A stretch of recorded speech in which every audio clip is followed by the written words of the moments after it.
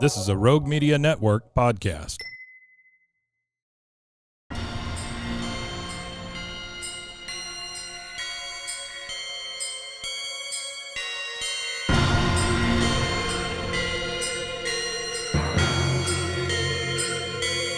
Boobies!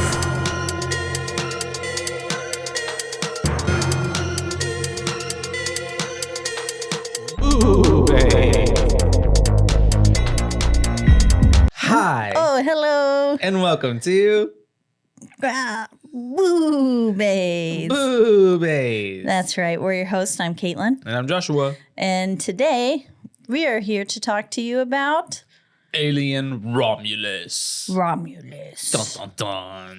Dun, dun, dun. 2024 science fiction horror film directed by Fede Alvarez and Okay, written great. by Alvarez and Rodo Sayagues. And then it's starring Kaylee Spaney, David Johnson, Archie Renault. I think Renault.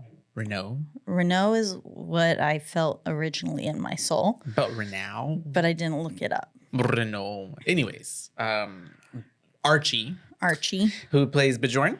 He was cutie. Bjorn? Is I that called him Bjorn? boyfriend the whole time. Oh, that's Tyler. Yeah, gotcha. Tyler. And then Baby Bjorn? who was Bjorn? Then has to be the David Johnson. Who's Bjorn? Bjorn. Dickhead? Yeah, Okay. yeah. Or I called him BJ. I for most called of the him time. Dickhead. Yeah, because he Because he was so mean. he was a butt face. I was like, I hope he dies first. and well, second, come almost there. Yeah. And then Isabella Merced, Spike Fern. Maybe that's I don't know. And we have Eileen Wu, and they are As all Navarro. As Navarro, and they're I called her shaved head girl for the first little bit. Oh yeah, I love her name actually. Navarro? It just sounds so like strong, commanding almost, like Navarro. I don't know why. Yeah. Even though giving last name, right? It's giving last name. I wonder what her first name was. We didn't even get to learn it. And we follow these characters as they embark on an adventure that unfortunately meets a foreseeable on our part demise. Yes. doom. As Because we most alien films do. are familiar with how the story The goes. franchise. Excited to cover it because I was anticipating it coming out, a fan of the movies, and yeah, bless you. Thank you. It's a chest burster. And yeah, I don't know. Anything you want to add before jumping into it? Oh, how was your holidays? Oh yeah, happy Thanksgiving, guys. We did a rerun of Thanksgiving because it felt fitting, and I was in Chicago, so we needed a day. We needed a day off. Yeah, and it was good. Thanks for asking. Lots of turkey, lots of eating and napping, and that's pretty much it. Had family come into town, and we were just taking it easy for the most Nice. part. And like nothing's really, there's not much to do other than just like be home and like.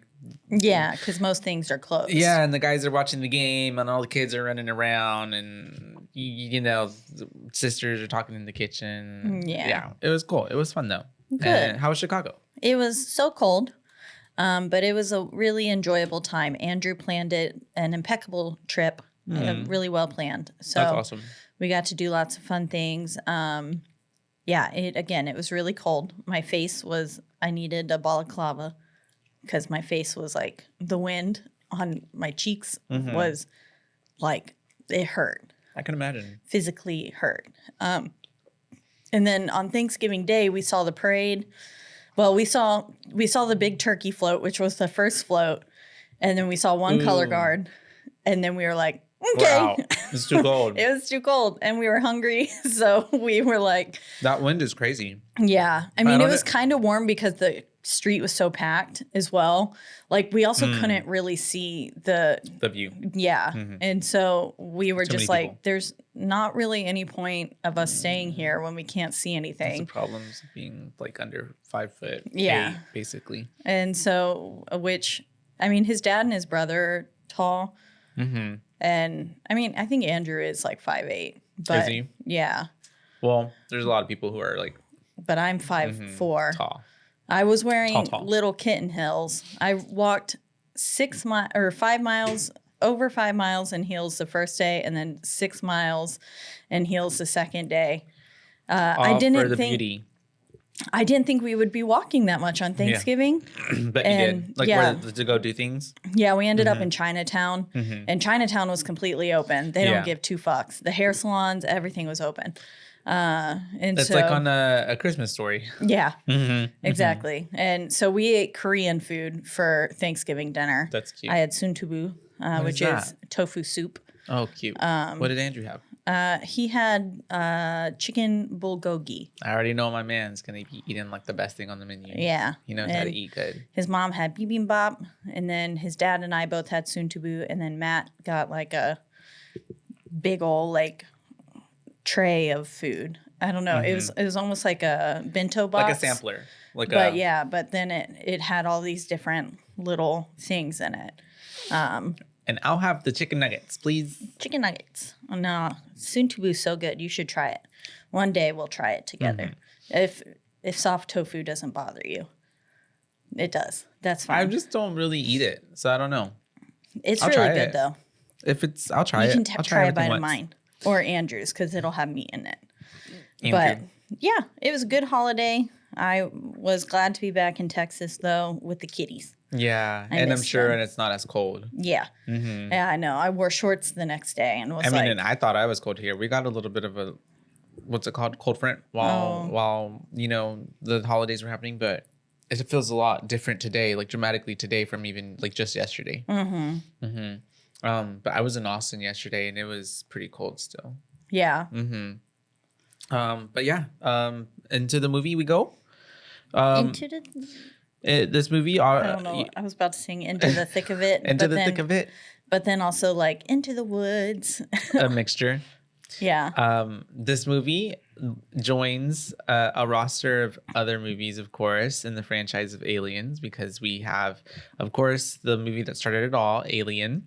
And then we have our Aliens 3, and then Resurrection. And of course, then we have like Prometheus and Covenant. Yeah. And this movie is not necessarily a sequel nor a prequel, but kind of like a side plot quest that ties into the film, and does a really kind of cool job of tying everything in. Well, not everything, but tying a lot of threads together. And it falls in between Alien and Aliens, the sequel. So it's the year, I want to say 21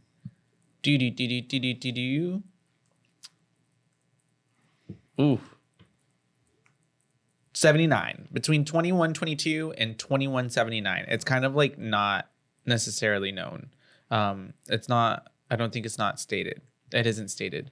But yeah, I think we'll just go from it right there because the movie essentially picks up into us opening. Well, one, I really love the 20th century, like, what do you call those? The logo opening, dun, dun, dun, dun, and how it like glitched and turned green. And went to green. Because that pays homage to, I want to say Alien 3. They did that in that movie, kind of to open up a little similar effect. And then we have it going into the silence of space, and we are approaching a spaceship that we're getting a look into the inside of, and we see that we have a computer system. And it starts to beep, everything turns on. And I really love how like it was quiet when we were on the outside in this vacuum and space of space. And then when we get inside of the spaceship, we get to hear all the little beeps and kind of like then like more of a score come in as it's coming on, the Mother 9001. And I don't know, the whole movie I really liked like the score and how everything tied it was in really together. well placed and really like ghostly almost a lot of the times. Definitely Haunting. And the computers all come on and we come online because we are coming in close encounter to our target subject. And we are going through the wreckage of the Nostromo, which is our ship from Alien, which we covered. And if you'd like to check out our episode on that, which was really long time ago, actually. Way long ago. Yeah, like in our like first year of covering stuff. And I've definitely never seen any of the other Aliens. Yeah, it would be This a was really my first one. So I fun dive if you'd want to. Yeah. And I liked it. So I wouldn't mind doing it, but there's just so many that it's a very daunting task. Yeah, it's kind of like if you've never seen all the like Harry Potters and you like want to watch them all. It's like, damn, they're all like almost over two. I'm pretty sure they're all over 2 hours long. Yeah. And like, you know, it's a big story and 8 movies. And this movie has franchise has, I want to say, if not the same, 8 movies, I think, in it at this point. I don't know, or somewhere around there. But yeah, it ties those in because this is the ship from the first movie and it got kind of blown to pieces. And so they're going through that and they are picking up what looks to be a meteor. But as I called it space junk. Space junk. I was it's very much captured the junk. space junk. Well, because if it's just kind of blown up in space at that point, then the space is junk at that point. Space is junk. Nobody's property. And so they capture it and bring it into the docking bay of this spaceship. And we see that it is after. I love how it's kind of like set up there. They're putting it into the whatchamacallit, I don't know, like a table, but it's got like these prongs. And then they're cutting it open. But I just like how it's all very like ominous and the music is just you know really playing into it. Yeah, the music, especially by the time we get to the title card and stuff, it's like Yeah, it's a bunch of it. like big laws like and gassy wells and and then by the time we get to the title card, it's just abrupt silence, which I liked that use of the sound and the music. Is that like they just had like a male choir and a female choir and a young choir and a this choir, and then they were like, everybody sing this, and then they just like put it all together, and then just kind of like, we're gonna have this one start 2 seconds late and this one 2 seconds before, so when it all meshes together, it sounds very haunting and like dissonant and very Oz. But yeah, they capture the space junk and they cut it open, like you said, and they're all in like hazmat suits, so they know that what they're working with is like potentially dangerous. Like, but and then they cut it open, and then whoop, there it is, the xenomorph. I love your delivery. It's there. It's literally just sleeping. It's taking a nap. It's curled up in a little fetal position. You know, it needs a blankie. Kind of in hibernation, essentially. Yeah. They thought it was dead. They did. We find out later, but it was not. It was just not dead. It just rested. It is the perfect organism. It cannot die. Well, it can, but it takes, I guess, it's like a cockroach. Bullet holes through the head. Yeah. Then even then, it could come back. Exactly. Like a cockroach. Like you can chop off their heads and they can still live, which is so weird. Just run around. Why don't we do that? That's so sad. Well, we're so easily taken out. That's true. They did just find this jellyfish that is immortal. Are you serious? Yeah. And so they're... Wait, how do we know? Well, apparently it has like regenerative cells that that could make it immortal. Yeah. And so they're testing on it now to see something. At least something bad this is a headline happen. I read. I don't know if this is real life or if it was fake news. It probably was the Onion. But it's giving now that they've found this, it's going to go into the wrong hands and they're going to create. I know. My immediate thought was that it was going to go into Donald Trump. Oh, God. And then he's going to he's going to be our super soldier forever. Captain America. Yeah. Oh, I don't know. And I was like, dear God, no. Like, don't come out with it before he dies. He would be the one to get it with all the money. I know. That's why I thought. And I was the like, presidencies. Damn. But we have this little cocoon now that we get to see the shape of, and we see that it was holding obviously the alien in it, and then the music and everything is really building it up, and then it cuts out, and we cut to our main protagonist of the film, Miss Rain, as she is having a dream of being in the sunset in Yavaga. And Yeah, it took me forever to get her name. Even though they say it 1,000 times, I couldn't tell if they were saying Ren or if they were saying Rey. And I was like, so this is Star Wars? Like, what's going on? yeah, no. And then at the end, whenever she goes, this is Rain, blah, blah, blah, signing off. I was like, oh, her name's Rain. her name is Rain. There you go. Literally the last sentence of the movie, did I get her name? It's Otherwise, good, though, I called her girlfriend I the remember, whole time. I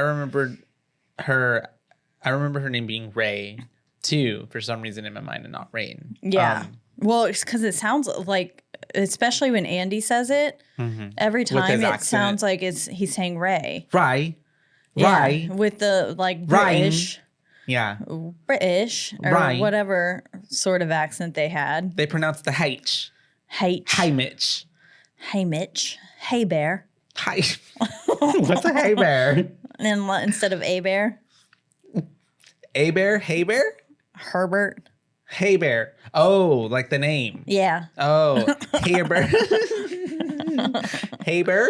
Hey, Bear. Hey, wait, no. Say it how you said it the first time. Hey, Bear. Is that how you said it? Yeah, I think so. Hey, Bear. I'm gonna have to run back the tape, run back the episode. That was me rewinding it. And yeah, you're right. It does sound a bit off, but she's Rain, and she's sitting in the sun on like, you know, this really scenic, pretty whatever. And I love the once again, like music in the background. It's like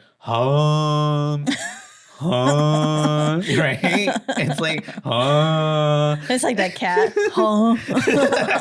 yeah. Huh? and then she wakes up because she was dreaming, and she's really on a not a spaceship, but like the quarters. I called sleeping it a quarters. compound. A compound. That's what it's giving. Yeah. Working on some sort of giant compound, and we find out that it's the Jackson Stars mining colony. Yes. And it's dark, and we find out that they can't see the sun where they are, probably because of pollution. I think it had blocked out the sun. Yeah, they have all these pollution, or maybe naturally the planet just has storm clouds that like envelop Or so the thick everywhere. Like, why am I talking ahead of my lips? That envelop the atmosphere, and so then they have to like fight through that. Yeah. And maybe that's why everybody dies, of course, because you need sunlight as human beings for like survival. And yeah, so she's working on the space colony, and we're introduced to her and Andy very immediately as they are eating, and he's making his dad jokes. We get introduced to this, and they kind of are a running theme. I'm stealing some of his dad jokes. They're really good. Yeah, I liked his one at the end, why do monsters not eat clowns? Because they taste funny. Yeah, I loved like it. One. I wrote it down I could remember I really like the book one. Which one was that? You know, I'm reading this new book. I don't remember the punchline. Oh, no. Ask me what book it is. Oh, what book is it? Oh, it's on Zero G gravity. I just can't seem to put it down. Oh, funny. Yeah, that one was funny. I do remember that one now. And that's how it gives her the whole idea for the gravity purge thing. Yeah. But we are with Andy as he's giving these dad jokes to Rain, and she's kind of like, you know, stop. Oh, you know, those aren't funny anymore. And he's like, oh, you used to laugh at these. And we get very much this brother sister, you know, relationship aspect built up, where they're kind of like, you can tell they are protective of each other, have a jokey relationship. And at this point, you don't really necessarily know that he's also spoiler alert, a synthetic. Yeah. You're just kind of like, oh, he's artificial person. Kind of like, it's just, you know, he whatever. seems very natural. Yeah, for sure. Yeah, But then when you find out he's a synthetic, I'm like, man, this dude plays a really good job at being a robot. A little fake person. Because he's like so robotic. Yeah. At times. And so with his facial features. And so she receives a call as well from I forgot the dude's name, but they are avoiding this person because they owe him 3 months of, I guess, pay, or however that works, of whatever. And so, Andy makes, this is like my 4th time watching the movie, so that's why I've kind of like I picked up even on that this time that I didn't before. And I was like, oh wow. And she says it's because Andy says he'll just call again, and she says it's okay, maybe we won't be here. Oh, right. by the time he calls back. And so then we cut to them walking out of there, and she needs to go see I don't know what you'd call it, quota people. Yeah, the people who can verify her like travel permit. Yeah. And she gets there and she's, telling Andy to like, she's very protective over him and is like, just stay here. Don't get into any trouble. Like, don't do anything. And then she goes up to the window and the lady's like, she totally doctored it, didn't she? Oh, yeah, no, most certainly. Because she had met the quota, which was like 1,200 hours or something, or 12,000 hours. And then she was like, unfortunately, we just raised it to 24. Yeah. And jumped it up. And even though like her quota was like it met, said ready to go. Like it said like, yeah, she's and good. they were like, never mind, you can't go anymore. It'll be another 5 to 6 years that she'll have to be living there. And I was like, oh my God. Yeah, it's very depressing, disheartening. And like you said, they are fucking over their people, because this is just to show how the Weyland-Yutani Corporation really doesn't give a crap about like the workers or anything like that. They're just all about, the mining and for profit and all of that stuff. But yeah, shows really the level of kind of control they have over everybody at this point, because they can just be like, well, sorry, now you don't, so you're gonna have to stay here. Total bullshit. And I was gonna mention too beforehand, when they were walking to this thing, Andy, we were already getting kind of like, it seems that he's like really naive, because he was seeing what are those people, like street like panhandler, street like a street magician, like a street like move the cup around, betting, trying to get money, and he wanted to go do it or whatever, and she's trying to explain to him like, you will never win, like that's just not how it works, And then unfortunately she is interrupted and can't really plead her case with this person anymore, one because they're like bye, and then Andy's getting beat up outside, unfortunately. By little kids. Yeah, from some kids. So mean. Yeah, and at first I was like, well, like when I first saw the movie, I was like, damn, that's so fucked up. Racism came back like even harder. Like what? Like I was like, what's happening? And then you find out immediately, like he is getting beat up because he's a synthetic. Yeah, and so there's an artificial person. Syntheticism, cyborgism. Something like that. Yeah. And he's like bleeding, and he's bleeding this white blood of sorts. And this is where I was like, oh, he's some sort of robot person. Yeah. Wow. The white blood. And the other movies too, the synthetics, they that's like their blood. It's like milky substance. I think I remember that in the first one, in Alien, he kept drinking milk, remember? Yeah. Mm-hmm. Which also, I don't know if that's a thing. Or if they were, I don't know why he was drinking milk so much, honestly. But yeah, it's just how their blood, I guess, is. It's not blood, it's just fuel. Like fuel. Yeah, something. Like oil. Mm-hmm. Like Tin Man. Yeah, very much that. And she resets him by doing something to his little neck piece thing area, his hard drive. And then they get called up by their friends. Yes, and they so you can tell there's some sort of chemistry going on between her and the guy on the phone, or on her little like Apple Watch of sorts. I'm sure it was an Apple at that point, but her watch of some sort. And they go to the ship. They're immediately met with Bjorn is his name, and then Navarro outside, and Bjorn's like playing on a Switch or something is Their what it looked like. Yeah. And the Switch 5000. Yeah. And he was like interrupted, so he kind of got upset and threw the game, and then Navarro was like, I told you she'd come. Yeah. They like bet. Yeah, and she was like, you owe me $5 now. And so they bet on it. And then they go upstairs, and we find out that basically, and the whole time Bjorn's being so mean to everything he says to Andy. But he says a slew of mean things. Yeah. But basically we find out that they're wanting to break into this wayward ship that's floating above them in the atmosphere that has cryogenic pods. Cryo chambers, yes. Yeah, in it. Cryopods. And so that way they can travel to, what was the name of the? Yavarga. Yavarga. Okay. Yeah, I didn't write it down because I was like, I have no clue how to say this. Yavarga, and it's an independent space system. So it's apart from the Weyland-Yutani Corporation, which is probably another reason why they don't want her going over there. Yeah. Because she's out of her control. They lose a worker. Yeah, that makes sense. But yeah, so they're basically wanting to get onto this ship, take the chambers, and then put them on their ship so that way they can, or like get the fuel from them. So that way they can travel to this planet that takes 9 years to travel to, which is wild. So obviously they need the cryogenic sleep and stuff. So that way they don't age or die or have to literally just look at the wall for 9 years. And eat. That's true. Yeah. Yeah. And it wouldn't be sustainable. Yeah. It's like what's that movie with Jennifer Lawrence and Passengers? Yeah. That movie's fucked up. Yeah. When she finds out that he's the one that woke her up. Yeah. That's disheartening.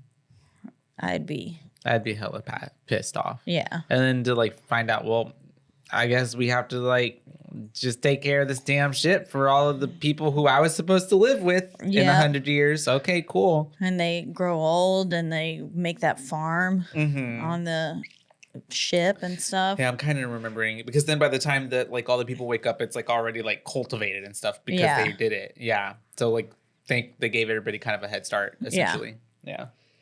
Well, she should have a whole statue made erected. For her. Yeah, erect. And so that's whenever we blah blah blah blah. Yeah, they're just oh yeah, okay, we'll do it.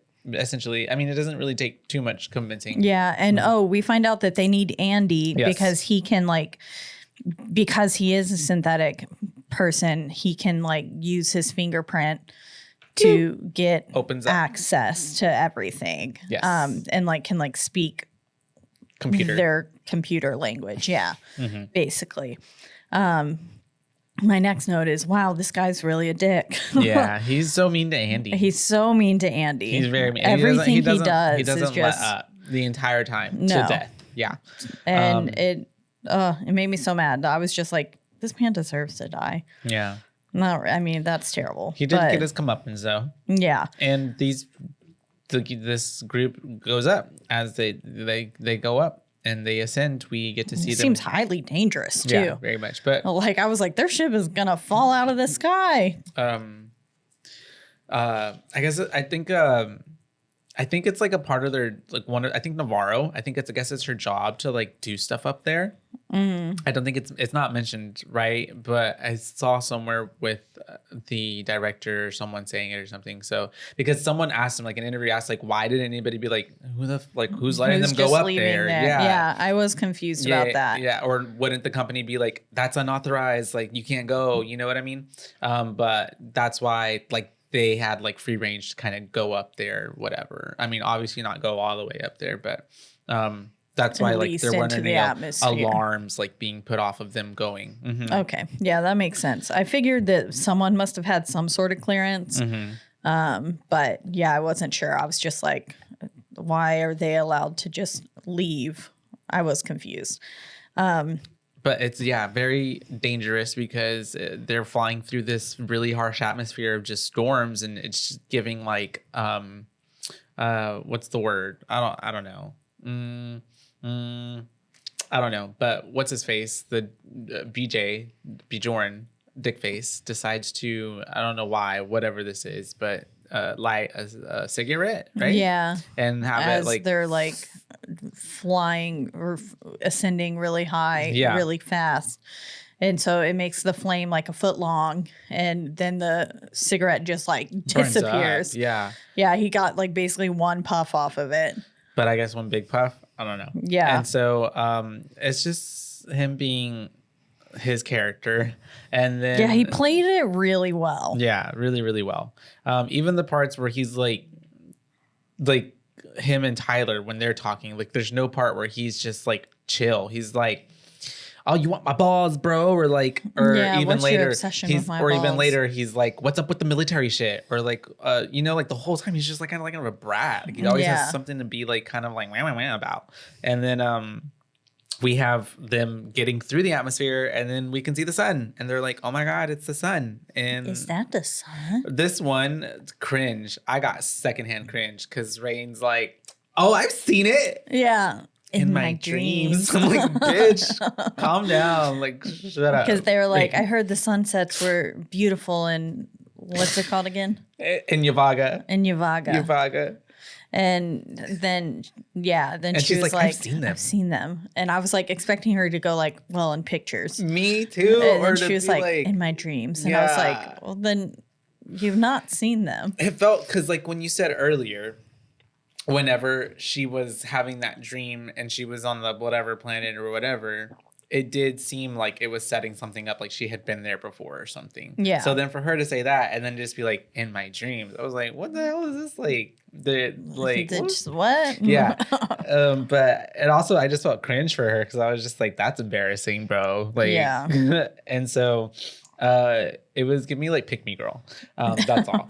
And so then we are getting closer to the ship, quote unquote, and they realize that, wow, okay, this isn't just some regular ship. This thing is fucking huge. Massive, in comparison to theirs. It's like a whole planet. I mean, their ship is already large. Yeah. Like for whenever sure. they were taking off in it, I was like, damn, that's a really big ship. And then when you think about how their ship goes into that ship, like later on, and like how it's just dwarfs it. It's like yeah, going into the Death Star. essentially, it feels very much like a planet. Yeah. It's so big. And I'm also thinking like, how is that just hanging out in orbit right there? Because it's so big. Like Why to is the nobody planet. like or like it is not getting sucked in? I don't know, because it was really close. But I guess it was essentially. It's just, I don't know. Okay. Because they're noticing it, they're seeing how big it is, and they're like, well, I guess they think it's an old outpost, abandoned. And then it's showtime, so we get they kept saying it was decommissioned. yeah.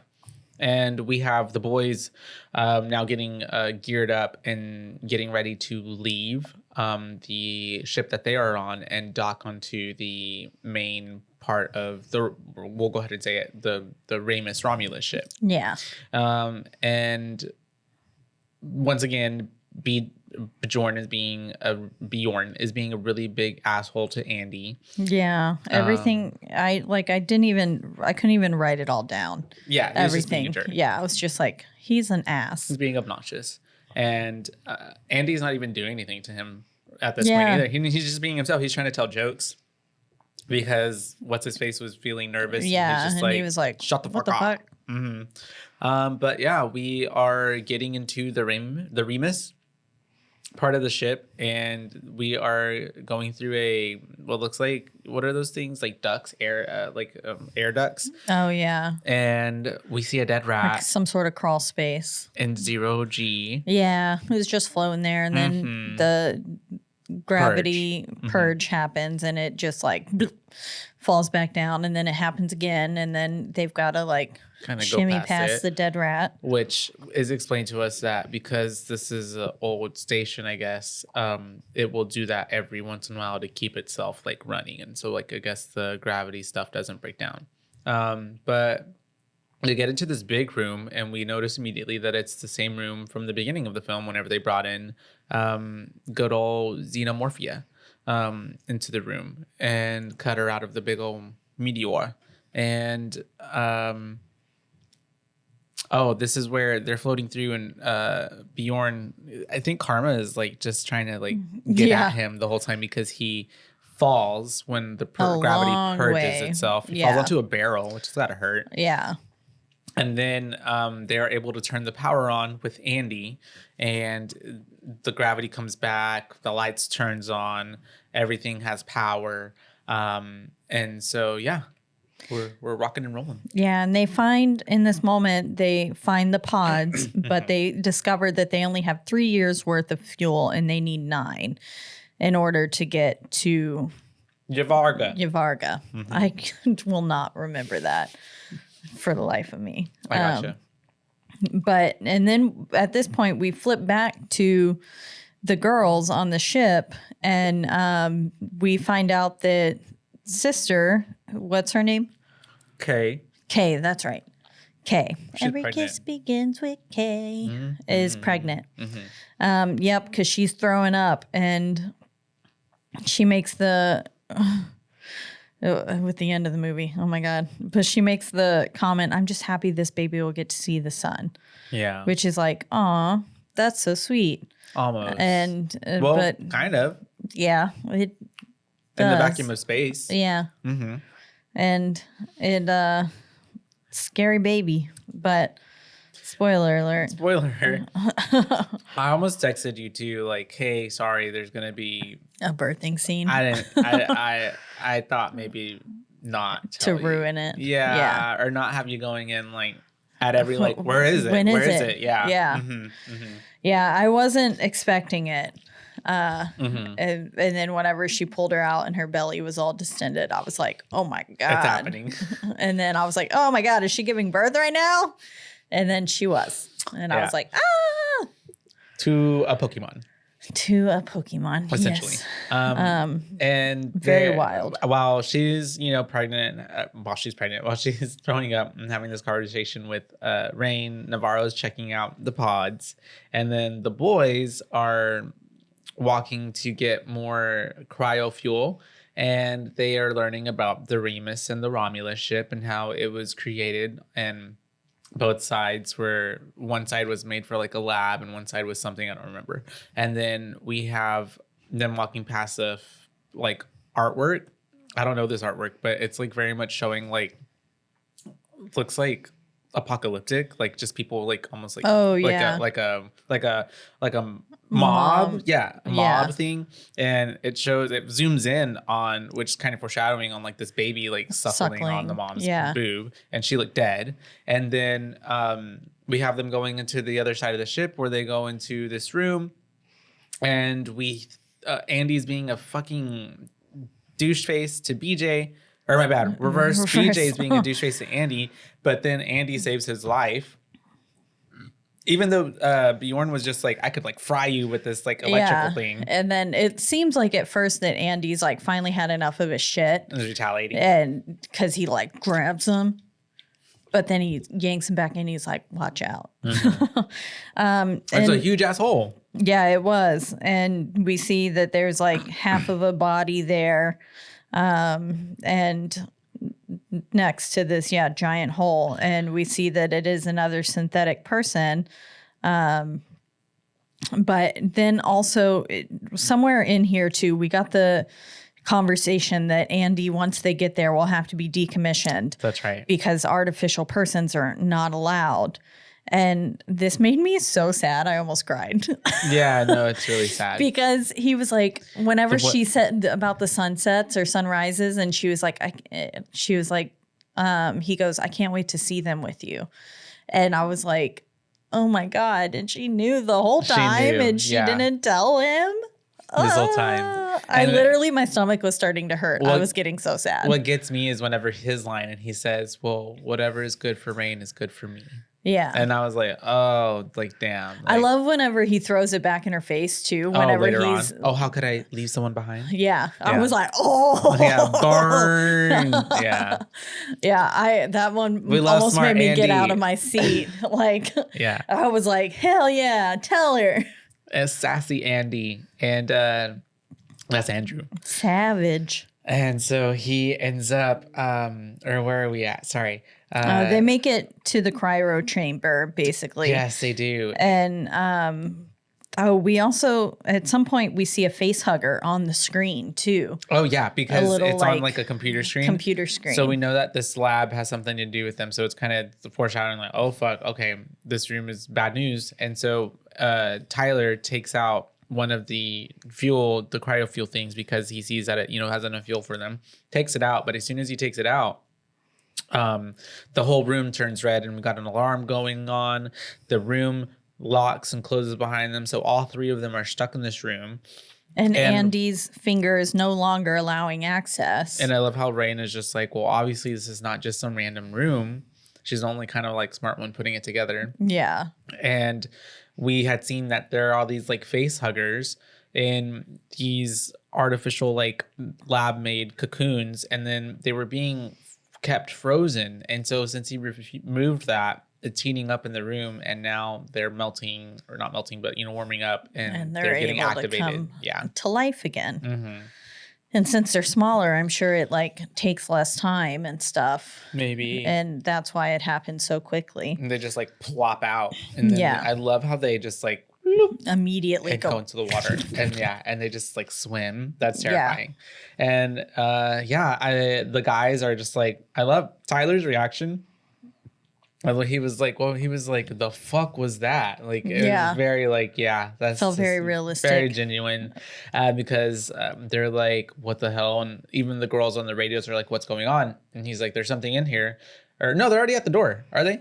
Yeah, I think at this point, the moment this stuff started going south and like the alarm started going off, they made their way in. Yeah. And this is when they like change the modules on, or get the module out of the old body. Mm-hmm, of the old synthetic. And then it like comes to life and like scares the fuck out of Rain. And then Navarro has to like take the little disc out. And then, yes, they make their way back to the guys. And this is whenever shit really hits the fan and all those little face huggers come I was out. like, I hope boyfriend doesn't die first. And thankfully I mean, I knew he had to die at some point. Yeah. I was like, Tyler's going to die. But I was like, I hope he doesn't die first. I really like him. He was a good guy. Yeah. Like, it never felt at one point like he was like a slimy butt or anything. face No, or anything. He also showed that he like cared for Andy as well, and he wasn't fucking, he cared for all people involved, like his sister, Rain, Andy, like even, he was trying to get Bjorn. them out of there. He was trying to get them out of there. Yeah. Yeah. To freedom. As they were basically and essentially slaves to the Weyland-Yutani Company. Mm-hmm.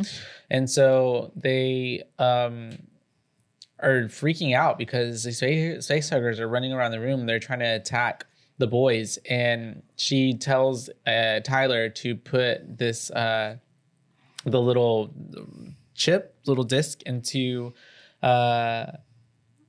Andy's neck, which is his module thing, and then he starts to reboot. And so this whole time, Tyler and BJ are fighting off the facehuggers, and one of them gets on Tyler, but then doucheface like so stupid and decides to electrocute. I mean, it works, but like at what expense, And also they're in water, like their feet are in water. I thought this was like a bad mix. Wouldn't you just die?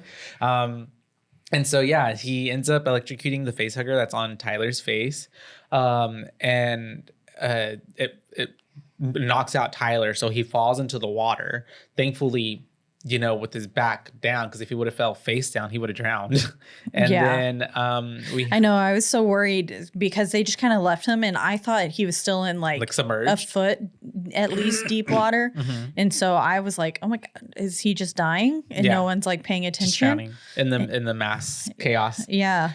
And thankfully,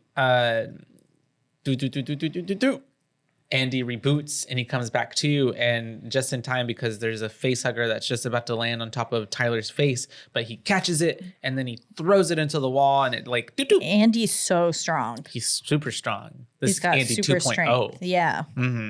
And he is able to go to the front and use his finger. He can open the door now. The three of them get out, but not before one of them comes out. And I love how Bjorn is looking at them and they're all just like breaking on the glass and they just like burst out. Yeah. It's so scary. Kind of like terrifying. The zombies in Train to Busan, whenever they just like wave out words. That's kind of how it was here. Yeah.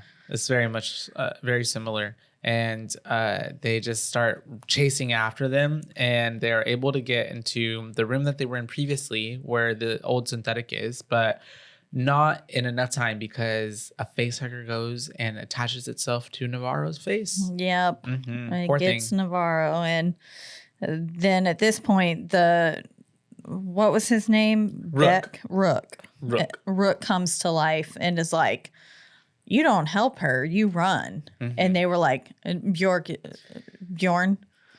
Not Bjork. That's Not Bjork. Not me, Bjork. Bjorn. Yes. he is like, what the fuck do you mean? Like, we're not going to leave her. And he's like, She's as good as dead. she is. Shoot her. Cap her off. And then fucking Rain comes up with the great idea to freeze the tail because they were trying to take it off of her at first, but the tail was wrapping around her neck and like choking her. And so it's like it's fail-safe system to not be yanked off. It's to just kill the host. Yeah. And so they were like, what if Rain is like, what if we freeze the tail and make it to where it won't choke her and then we can just rip it off? And they were like, that might work, but there is a potential that the host, like that the parasite has already done what it needs to do to the host. 60-40. Yeah, 60-40% chance against her. Yeah. And but they do it. It successfully, they are able to get the facehugger off of her. Pops off. And then she wakes up and they like get her back to the ship. Yeah, and everything's but not before Andy is all like, because the synthetic is like, you have a new mission, like a new, well, not yet, not new director, but he's like, hey, humans are too emotional. You need to protect them at all costs. And then that's whenever Andy's like, click, and then he goes over to them. He's like, wait a minute, I can't let you go. And then they're like, buzz. And then, you know, he goes flying, gets back up, and that's when he tells what's her name, Rain, like, hey, I've been a burden to you, but not anymore. I'm gonna help you now. And then he becomes like cyber robotic Andy, RoboCop, and just like pops up and just like and starts chasing after them. Yeah. And I really like can't stand how Navarro gets to the fucking ship and is like telling Kay, like, it's Andy. He's glitchy. I just need to like get out. Like, bitch, it's you. Yeah. Like, you're the fucking problem. You're the problem. That's why he's coming after you. How dare you blame Andy? Because Kay doesn't know anything. So she just thinks like, oh shit, Andy's glitching. He's after Kay, my friend. Andy can do no wrong. Literally, Kay is the one. I mean, Navarro is the one harboring an alien inside her. And so, yeah, they get onto the ship. Navarro's on there. She's trying to get out. But before they can get away, she's like starts to feel the fucking chest burster inside her, and she takes earlier she found this like X-ray gun thing, and she puts it behind her, and we get this cool scene of the chest burster moving around inside her. And yeah, it was neat. Yeah, and then Kay is like, what the fuck? And then she like falls down, and then they're like, oh my god. And then Navarro accidentally kicks the like throttle. So the ship just starts like just literally caravening. And then at the same time, a chest burster is bursting its way out of her chest. And I love how Kay is just like, I don't know what to do. Tell me what to do. And then Navarro is just, unfortunately just like, don't let me die. Dead. And then she's dead. Literally. Yeah. And the chest bursting scene felt very realistic. Yeah. This time. Sure did. It wasn't overdone at all. It was like it really did just burst through her chest cavity and how it just kind of like slowly like worms its way out. And yeah, it's like it wasn't like a giant hole, gaping hole. It was like this like little crevice that it had to kind of worm out. Yeah. Yeah. And I love how it all syncopated together, and how like you have Kay's scream, and then like the crash of the ship, and then like the silence, and then like what's his face? Bjorn getting up there at the top of the ladder and just watching it just kind of like yeah. And then it hits, and then he just talk about him falling again. Yeah. He falls bad. Fucked up. Yeah, and his legs, like he's limping later. If he would have lived, he would have had horrible back and like leg problems at like for the 45. rest of his life. Yeah. Yeah. But yeah, the thing busts out, and then the ship crashes, and we've got the baby xenomorph coming out, and they crash into like a storage unit of some sort. And we find out that because the other three were left on the ship, Andy, Tyler, and Rain were left on the ship. And so we find out that now there's a 45-minute, T-minus 45 minutes until they hit an asteroid belt, which is like going to destroy the ship. Not good. Yeah. Impact. And she was like, what do you mean? I thought we had hours. And they were like, yeah, but the impact of the ship crashing onto this ship. And the explosion shifted the axis. So they're now closer, which sucks for them because 36 to now just the 45 minutes. It's not a lot of time. And especially because they now have the mission of crossing over and getting to the other side of this station because they need to save. I mean, at this point, I don't know why. It's his sister, right? Yeah. So I would be trying to go find her too, especially if I was like a big brother protective type. Yeah. And especially once he hears that she's still alive. That's true. Oh yeah, because she's like, oh my gosh, they're all dead. I don't know what happened. And that's whenever, oh yeah, because she's waking up, she's coming to, and she goes down, and that's whenever she gets with Bjorn, and they see that like the cocoon is on the side of the wall, whatever, like the alien cocoon. Yeah. And before this, they realized they needed to make it across the ship, and they had to go through a room full of face huggers. And Andy thankfully comes in with the like super helpful fact that the face huggers can't actually see, but they rely on heat what's it called? Temperature. Heat temperature signature. Heat signature. Yeah, heat signature. And they're like, they track people off that and sound. And so basically Rain's like, well, if we raise the temperature in the room to make them to our body temperature, will we then be invisible? And he was like, yeah, that could work. So they're moving through the room very quietly because they can't make sound either. Yeah. And this is when Kay wakes up and starts moving through the ship and runs into Bjorn. That's right. With the egg sack. Yeah. And then he has this bright idea to electrocute it because it's Bjorn, and he decides to plug in his little electrocution stick into the main, battery thing on the wall. And it was worth a shot. It's worth a shot, but like, but he doesn't really know what he's up against. Exactly. And it's something that requires you to be like in really close like proximity to it. So it just kind of felt like, yeah, but as we see, he shoves it in. And I love Kay's reaction, how she's just like looking at him do this, like, what the heck? Like, what the hell are you doing? And just shoves it in, and you just hear the alien like screaming inside. And then the acid, I'm assuming from the alien's blood, eats away so much at the electrocution stick. Yeah. Prod. It all just like shuts off. It like blows up. And then I guess what he thinks it's dead, and he motions her to walk over, but he's just looking at it, and this like the little tail's kind of sticking out just a little bit, and then it pokes him right in the eye. Yeah. And he falls to the floor right underneath the sack. And I'm pretty sure on purpose the xenomorph's probably just like squeeze out all the blood. Literally just like having the blood drip onto Bjorn, and it's kind of just immediately eating away at his skin. Horrible way to go. Yeah, it must be, because it's just like disintegrating until even the bone's gone. The bone, yeah, like his fingers were just like disappearing. Nothing, yeah. And I wonder if like it is so like that you almost can't even feel it though, like because it just happens so fast, burns through all your cells and nerve endings. Maybe, yeah.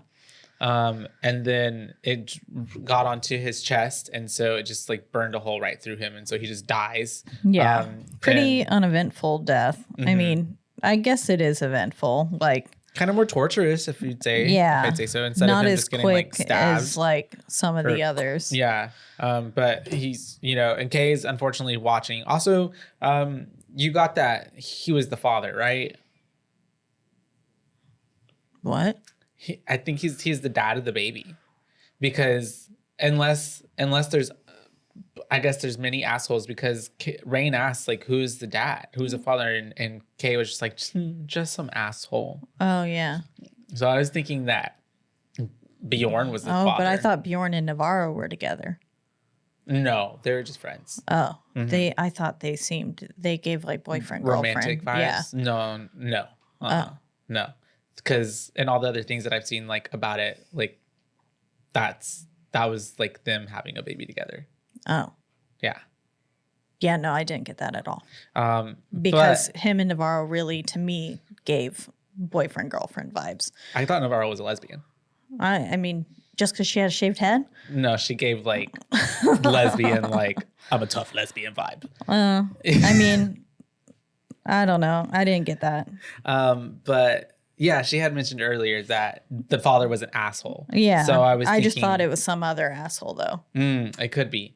I mean, it can be. But I was also thinking like, dang, like she's watching like the dad The father die. of her child Yeah. die. Yeah. But then, yeah, she's obviously freaking out because she's like, oh my gosh, I want to get out of here. But she can't because the key that Bjorn actually had dropped earlier is on the floor and she doesn't know that. Yeah, and so she can't find it. She needs it to get out. And so that's whenever she starts to contact Tyler through the, whatchamacallit? Headpiece? Yeah. Little Walkie-talkie? Walkie-talkie of sorts thing. Yeah, and so he's having to respond to her, but remember, he's in that room full of face huggers, so he's having to be very quiet, and they're starting to take notice because he is sitting there talking to her and saying, you know, hey, like, the key should be there somewhere. You just got to find it, like, calm down. But big xenomorph is now coming out of the egg sac, and it's pissed because it just got zapped to death. Well, not to death, to life, I guess. Yeah. Because it definitely didn't die. But it got zapped a whole bunch. And so he's not happy. No, not at all. And then so she finally finds the key. But at this point, they've made too much noise. The other three have made too much noise. And so we just get Andy go, run. I love it. Yeah, it was like, it reminded me of, what's that one song? Yeah, I know what you're talking about. Yeah. And all the videos, and it's like run, and it's like dun dun dun dun dun dun dun dun dun. Yeah. But it's very much that. I expected it to happen after he said They it. should have Because displayed it. It had, again, very haunting music in the background. And then all of a sudden it was silence. And you just hear him say run. Yeah. And it was good. It was a good little drop there. And then they run, and it's like chaos because they all just start going after them. They're like diving and ducking, trying to dodge, getting attacked by the little face huggers. The 5 Ds. The 5 Ds. Duck, dive. It's dodge, duck, dive. and dodge. And dodge again. Yeah, I just watched it like a week or two ago. I think I watched it last like 3 months ago. Yeah. Dodge and then dodge at the end again. You can dodge a wrench. You can dodge a ball. And so we have them getting through this mess of face huggers. Tyler throws a little flare thing to like throw them off, and then they make it, but almost not because Tyler's right behind them. And he barely makes it through this door. And he decides to shut the door, and it closes. And Tyler narrowly gets through, and Rain is like, "Hey, you almost closed the door on him," and he's like, "But I didn't." But I didn't. But almost I didn't. only counts in horseshoes and hand grenades. Literally, he said, "I actually calculated that I would close the door just in time for him to get through." Yeah. Yeah, and so then she's like, "All right, well, I'm watching you." Very much like that, not like that, but And then that's whenever we end up getting to. Oh yeah. I think this is where she asked him, right? No, not yet. My we bad. flash back to sister. Yeah, Kay, and she Kay. is waking up because she had. She took She that fell. horrible thud. Of a fall. And I was like, oh my God, I hope baby's baby's dead. okay. Like, yeah, baby had to have been dead. And then that baby is turned into like been in a shaker bottle for the past 30 minutes. Not stirred. Literally. Both actually. Shaken and stirred, please. Shaken and stirred. Unfortunately. And what we thought was the medicine later turning the baby like that, it wasn't. It was just the trauma of being thrown around a space station. But she wakes up, comes to, and she's kind of, looking around. Obviously, she's freaked out, and she makes her way underneath like a walking grate type of situation. And this is so terrifying because the alien just like thuds on top of her, lands right on top of her. And I'm pretty sure it knows she's there, right? I feel like at this point it's just like toying with her, I think and it's just like, you know what? Because it like put its head to the grate. Yeah, and was just was like, doing its little tongue thing and like kind of looking at her. I think it knows she's there, but it's just like, you're not going far. I'll be right back. Just playing with his food. Let me just go take these two somewhere real quick because it takes the two bodies away. And then we have her trying to get to the door, and then she gets to the door, and thankfully Tyler runs up, and then Rain runs up, and she's like, I can't get out. Oh, also not before she sticks her finger in the thing. Or I feel like, didn't we know that that's only for synthetics? Or maybe maybe she didn't know that. But I was like, but everyone else, I was like, why would you do that? Because then on all the alarm starts going off, and it's like wah wah wah. So alerting to the alien that like, oh shit, come over here. And so then Tyler's at the door. He wants Andy to open it, but Andy sees the alien like they're coming out from behind, and he's like, no, like I'm sorry, like the creature has enough time to come through if I open the door, and it's obviously waiting for us to open it. He was like, it's waiting. That's what it wants, is for me to open the door. It hadn't killed her yet. Yeah, and she's just at the door, begging for her life for them to open it. And it's a really hard watch because even Tyler's just like, come on, like you're one of us, like please, like just let her in. And he's just like kind of stone faced, like, and then. I mean, this scene really did suck. Oh, like, and then Rain's like, she's pregnant. She's gonna have a baby. Spills the beans, thinking that because she wasn't supposed to tell Tyler. Yeah. But then she says it, and so now Tyler's like extra freaking out, like, what the hell? Like, get my baby sister in here. Mm-hmm. And Andy won't do it. And then while they're sitting there like begging for Andy, it just little and tail goes up through her, and then lifts her right up. And I was like, oh, she's dead. Kind of got her, probably like how I got Tyler earlier, like through the shoulder area. Yeah. They kind of seem to know that, so that way they don't like kill them instantly. Yeah. And then we have Randy. I was about to call her Rain. Like it all started blending. Randy. Randy. That's the name of the horse, ain't it? Randy. That's cute. I'm just getting it that it was their two names mixed together. Yeah.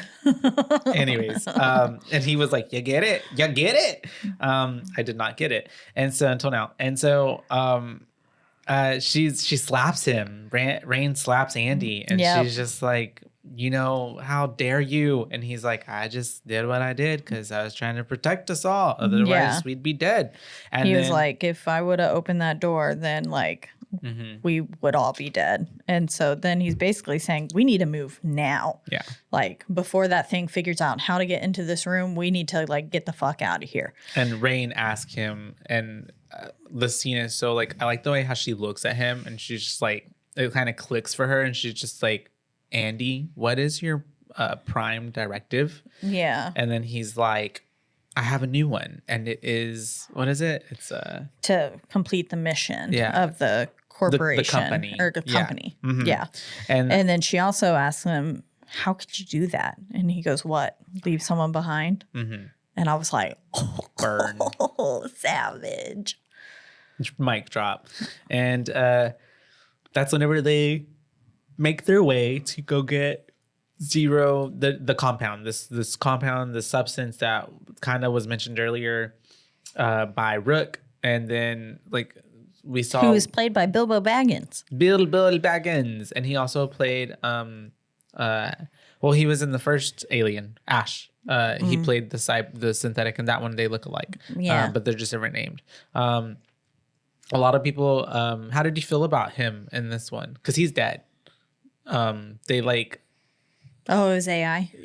They like AI'd his face in and like used old pictures and stuff and like compounded it together. Yeah, kind of like they did with Carrie Fisher. Yeah, and then I think even the voice too. Yeah, like they AI'd that shit. Mm-hmm. Interesting. Mm-hmm. Yeah, he did look off ever so slightly. Yeah, that I was like, how do I know him? Yeah. And then I had to look it up. It was to like, be like, they did that, and then like also like de-ageified him at the same time as well. Yeah. So it like, because he was a very young version of himself. Yeah, exactly. And so he they're going to go get that substance, whatever. And so this is when they get into the other lab, right? Yeah, and they figure out like they're going to that substance. Rook says it's life and it's most, or maybe Andy says it. Because Andy says it because Rook gives him the permission. He's like, Andy, tell them what I told you. Yeah, that's right. And he says it's life in its most primal unadulterated form, the divine gift to humanity. Yeah, he was able to extract it from one of the face huggers, and it's what is A going. non-mutanic. So many words, right? Yeah. So many big words. It's basically and essentially what he wants to harvest and use to give humanity, quote unquote, a better chance at survival through space exploration, because unfortunately humans just weren't built for space travel. Yeah. Our bodies get sick, we catch diseases, we die. And so what was the line? He was like, humanity can no longer wait on mutation. We have to do it ourselves, essentially. And so this movie is also like evolution kind of thing. Yeah, and it's tied in from Prometheus and Covenant, because these are from Prometheus and Covenant. And it's kind of all like circling the drain almost at this point, because wasn't Prometheus like not marketed as an alien? And that's why it's called Prometheus. But then it ended up being a part of the alien world. Yeah, it's like they were trying to do something different, but then they realized when they couldn't really get away from it, they kind of brought it in, because then they did Alien Covenant, which is a direct sequel to Prometheus. Yeah. So, yeah, but that's why it kind of all like circles around, because you have the black goo, and then you have the xenomorph, and then you have from Prometheus like the engineers, which is like a whole other thing, which is at this point, I think we believe that there was a like primordial type of xenomorph that the engineers then took like inspiration from, or like DNA from, and then created xenomorphs using the black. It's all like, the black goo. I don't know. There's supposed to be Ridley Scott himself is supposed to be making like a continuation of the Prometheus storyline, and then there's a new show coming out called Alien Earth this coming up year, and it's supposed to delve into more like like bringing the alien stuff like into the planet Earth and stuff. Yeah. And that one takes place, I believe, in between Alien and something else. I don't know, or if not, it's before all the movies. Interesting. Yeah, there's a lot there. Timeline is so many fucked layers in this universe. It gives very much X-Men timeline, where it's like, wait, who's the what? Days of Future who? Yeah. And so basically we're getting all this kind of explanation of the goo and essentially what it's for, and then we cut to them getting guns, because they need guns to look scary, essentially. Basically, he's like, you can never shoot it at the xenomorph, because they have acid for blood. Their swan song. And it'll like, it'll eat through the whole ship and compromise the integrity of the ship. And then they're all screwed. Yeah. And so he's like, basically, we just need them to see us as a threat enough. So to get through, complete the mission. Yeah. So that's why they have guns. And then we get T-minus 20 minutes till impact. So we're running out of time. Yeah.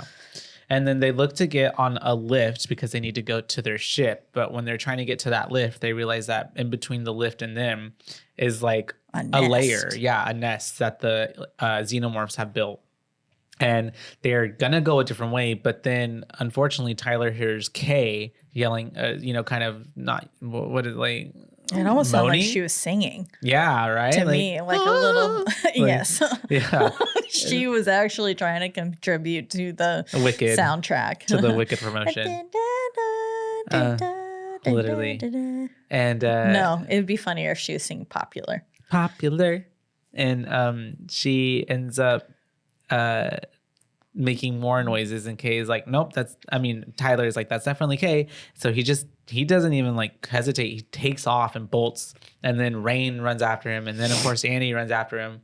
And they find her in the lair, and Andy speculates that maybe she hasn't been impregnated because there's no face hugger like at the bottom of her feet that's dead, which is by all the other bodies, and they also have like bursting holes out of them. Yeah, and so he's like, maybe she's still good. Yeah, and I'm assuming it's because she was pregnant, right? Or maybe I don't know. Maybe they just didn't have time. Yeah, they just didn't do it yet. That's right. And they were like, we'll save her. Yeah. And then not thinking that their dinner would be stolen.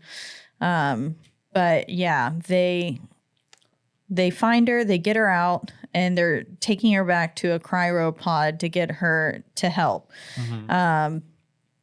Is this where Andy offers the little tube thing?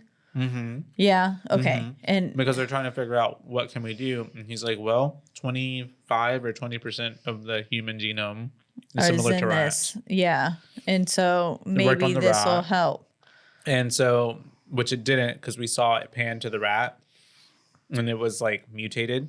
Yeah. And we saw that like little short video clip of it, but they're about to inject her with it. And then that's whenever Rain is like, no, don't do it because I don't trust Rain's it. like the only one with brains. Yeah, essentially. Throughout this whole thing. She's the one who comes up with all the clever ideas. She's a clever girl. Yeah. But so they end up taking her back to trying to get her to a cryopod. Yeah. And this is where poor Tyler, they stopped for some reason. Because they're going to get on a lift. They're going to get on the lift to go up. Yeah. And then that's whenever Rain kind of sets what's her name down, Kay, a little bit. And I guess she's trying to catch her breath or whatever. And yeah, the aliens come. And then Tyler's like, watch out. And then, he tries to get in the way and save them. He saves them. But unfortunately, he gets stabbed through the shoulder. And that thing sucks him right up, lifts him up into the air. And he gets to meet his unfortunate demise because there were other xenomorphs there. And for some reason, he's like, is that all you got? Yeah. No. But then the thing right through his skull. Yeah. His head just gets obliterated. Yeah. And I was like, holy shit. Unfortunately, Rain and I guess they're watching it. Kay can just see everything from down below. Yeah. His blood's pouring Tripping down. over them, yeah.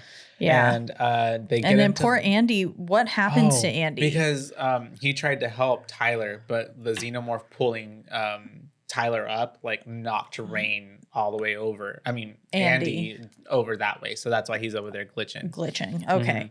Yeah, it happened so fast that I was like, wait, why is Andy on the ground now, glitching and stuff? I couldn't. And so they get onto the lift and they go up, but on their way up, Rain is noticing, Andy glitching on the camera and on the floor. And she's like, you know what? No, I'm not going to leave him behind. So she stops it and she's like, hey, can you go up and do this and do this? You need to leave on your own. I need to go do what I need to do. And then, so she ends up leaving Kay, which I'm also because at that point I was like, both of them just lost their brothers. Yeah. If they continue on with this mission. That's true. Doing it. But then I was like, oh, never mind. She is not going to leave Andy. So she goes back down and then she gets to him and she's like, hey, let me switch your module thing. And he's like, no, it's not in the best interest of the company. And she's like, you dying is not in the best interest of the company. So let me just fix this. Yeah. And so he lets her. Andy comes back to us. They have a little powwow scene. Coming, I'm sorry, and we love each other. Okay, now we need to find our way out. And so then we cut to Kay is on the elevator, and this is where she shoots herself up, right?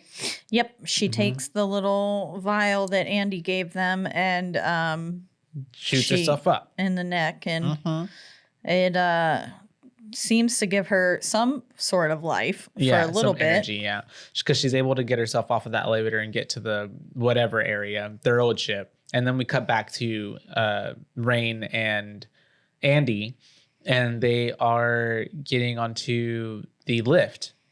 No, my bad. I'm passing a whole entire scene. This is whenever we have the 10 minutes until crashing, whatever.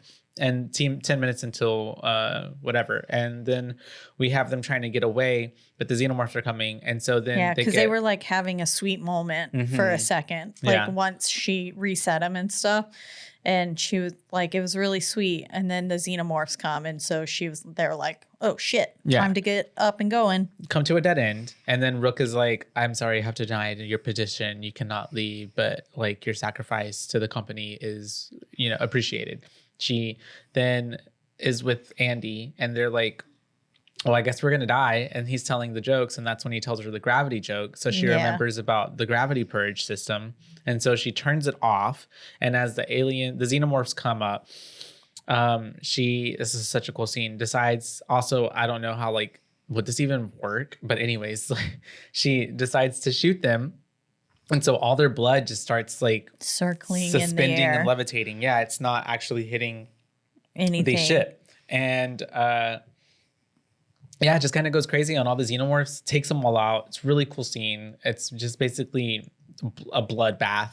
And then we get some facehuggers that come out. She shoots them too. And then we have them basically navigating through the floating acid blood. Yeah, of acid blood to get through. Really scary. And then my anxiety at this point when I first watched it was like, I know. Like, yeah. Especially whenever she jumps up, like pushes herself up, and then she's like face to face with that acid cloud. I was like, ooh, and then she shoots in the air to go back down. But I was like, oh God, she's about to fucking get obliterated. And then at one point we also had Rook come on to the ship and where Kay was, and he was like, I'm a friend. And because she's like, who the fuck are you? And he's like, I'm a friend. Like, your other friends didn't make it. So he's lying. Yeah.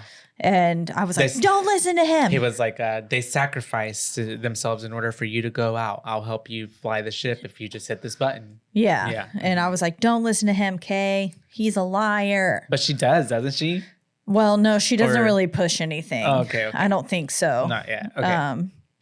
They do, because they eventually get to the ship later After on. all of that, and then I think she does in that moment, or So someone does. at some point hits it. Yeah. And then they're like, never mind, we're stopping you. We're denying your petition. Yeah. But yeah, they have that minefield of acid to get through. But then we flash to the screen and it says there's going to be a gravity purge. Yeah. And I was like, oh shit, they're going to die. Because she's now in the lift elevator part, and because the elevator can't work without gravity on. So they're just like bouncing up all the way through the air. It's giving very much like Charlie and the Chocolate Factory when he's in that little thing. In Chicago, we went to this restaurant that had this wallpaper in the bathroom that reminded me of the wallpaper from there. And that's cool. I was like, I wanted to lick it, but it was a bathroom wall. That's the schnozberries taste like schnozberries. I told Andrew that, and he was like, yeah, I thought that too, but please don't lick it. And I was like, yeah, I know. And then we have them essentially going all the way up, and then unfortunately the purge happens and the gravity comes back on, and just when they're just out of reach of each other's hands, and rain starts falling, but before she can hurl and fall all the way down to her death, she gets caught very romantically almost by a xenomorph. By the xenomorph. It saves her. I know. Her. I was like, it was so gentle. So gentle, like, here, baby. Yeah. Catches I her, got you. Then holds her, and she's like, "Oh my god!" And I'm then in love. Holding her, and then it's holding her because a facehugger is nearby, and it's just waiting for her to get attached to. And then, thankfully, Andy comes to the rescue, and he's able to shoot the little facehugger that almost jumps on her, and then shoots the alien, and then like. But not before that, let the whole fucking like elevator fall because he caught it with one hand earlier. He was strong. Like, and like lets it fall on top of all these other aliens that are coming up now, and they all die. And then like, but one makes it past. Yeah, one makes it past, and then like all of it. It all happens so fast. He shoots her, and he says, "Get away from her, you bitch." You. Bitch. Yes. And I was like, yeah, Andy, tell it. Which is kind of split the fan base a little bit, because this line is also said in Aliens 3. Oh. But people are like... Andy said it better? Well, in the timeline, it hasn't even been said yet. So it's like making a reference to something that hasn't even happened yet, because that movie is set after the timeline of this one. But so... Alien 3 was really referencing this one. Meta, right? Yeah. And then I like it. I like it too. I don't have a problem with it at all, especially because it is like some people were trying to say like it doesn't even make sense. Like it doesn't, like they're just putting in there for fan service. No, because all throughout the first half of the movie, and even if so, yeah. But Bjorn, he keeps referencing and calling him like bitch, or like he's like, I'm gonna make. Earlier he made 2 different references where he was like, I'm gonna make something my bitch or something like that, or so it was already mentioned. And I think Andy was just taking obviously like what he'd heard from Bjorn and just using it in that context. Yeah. And so kills that xenomorph, and then thankfully, but also I was thinking like, why isn't the blood from the xenomorph like eating through this elevator? Yeah, I was a little confused. There are times when they pick and choose, where it's like, why isn't the blood working, like doing the thing that it does here? I don't know, but this is where they start hitting the asteroid belt, and they make it back to the ship just in time. And for somehow the autopilot got switched on, and they're flying the ship out. And then that's when Rain comes in, and she was like, beep, beep, boop. I'm afraid I must deny your petition. And then Rook is like, no, what the fuck? She doesn't say bitch. Sorry. No. And then Rook blows up because the whole station like gets blown up by the asteroid belt. But as they think that everything is going to be okay now, just like in any other alien movie, we have a fourth act, because when you think it's over, it's not. And we have what's her name? Rain setting up the like cryo chambers, and then all of a sudden, and she put like she gave Andy, she hooked him up. Yeah. And she was like, new directive, do what's best for us. Yeah. But yes, and then she's setting up the cryo chambers with Kay. And she puts Kay in there, and she's like, it's gonna be all okay, you're gonna be good. But then as she's, I guess, setting up hers, Kay starts to go off, and it's like, alarm, something's wrong with the inhabitant, unstable. And she pulls her out, and Kay's like awake, and she's like freaking out, and she's and like super pregnant. So obviously that serum that she took like expedited her pregnancy. Yeah. And they're like freaking out, and it happens immediately. She just starts giving birth to a xenomorph baby. A little xeno eggy human looking thing. Yeah, the egg sac comes out first, and she's like, get it away from me. And this is where I was like, this must be the basketball dude. Yeah. Because I saw so many like memes and like things of like, this guy played the xenomorph baby. They didn't say that. They called him something particular, but I'm going to call it Xenomorph baby. She like rips the umbilical cord and takes it, and then is like trying to run it away with her jacket, but the acid from the egg is like eating away at her jacket. So she drops it, and as she goes to get like the freeze thing to freeze it. I couldn't focus on anything other than the fact that she was barefoot. I was like, that's so gross. And like all of that. I was like, that must be so uncomfy and also disgusting. And all of that happening. Like, because I wear slides in my house. Like, I never go barefoot. Yeah. And so I was very distracted by her bare feet. And she, bare feet and all, gets this little, the freeze stuff, and she's going to, try to freeze it, but she pauses because it looks like a little human baby. I mean, no, it doesn't. Like, it's obviously kind of looks like a human humanish, baby. Humanesque. And so then, but then it falls through, and so she goes into the cargo area where it is, and she's trying to find it, but it's out of its little egg sac. And so, as she's looking for it, unfortunately, it went upstairs, and it is now with Kay and with Andy as he woke back up and he's trying to help out. And I was like, it just wants its mommy. Yeah, it just wants its mama, and it goes to her because she's like producing like a gooey substance, milk. Yeah, lactating this like cream goo. Ew, yeah. And so then, unfortunately, it looked like aloe vera, like when you get it fresh from the plant. That's what it looked like. Yeah, but like blackened or something. Yeah. And like that was the consistency of it. It's all thick. Yeah. Yeah. And she is there, and it like bitch slaps Andy. He gets So I was like, oh damn, is he dead? And then I was like, oh my God, is it gonna breastfeed on her right now? Like, because then its little sucker tongue comes out, and it's like, yeah. Kind of gross. Yeah, I was like, is it about to breastfeed on her? I did not like its wormy tongue looking thing. I would have much rather preferred like a sandworm, like a xenomorph type of tongue, like with like teeth and almost like another little head, as opposed to like that one was just too creepy and wormy looking. Yeah, it was pretty gross. It looked like a tube worm. Yeah, it did. And then like those ones that have the teeth and they shoot out, like, you know what I'm talking about? You see those videos where they're like, and they're like really like, and then they're like, anyways. And so it is. That's exactly what it looked like. And so then it ends up, I guess, Kay hears screaming, or no.